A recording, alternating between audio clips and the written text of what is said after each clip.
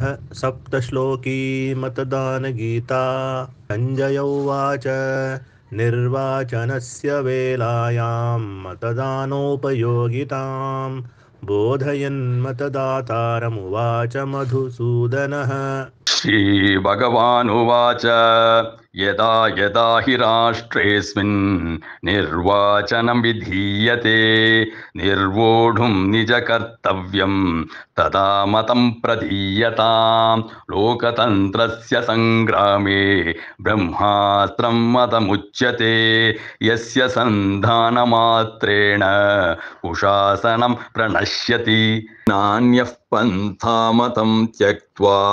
सुशासनाय विद्यते तस्मादपरिहार्येऽर्थे मतं प्रयच्छ भारत प्रजानां सर्वधर्मेषु सर्वोपरि मतं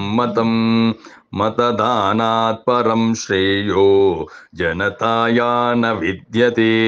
नेता कोऽर्हश्च को नर्ह सम्यगेतत् विचिन्तय ततो मताय युज्यस्व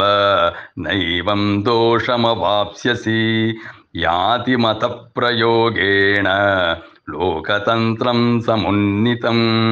तस्मादुत्तिष्ठ वत्स त्वं मताय कृतनिश्चयः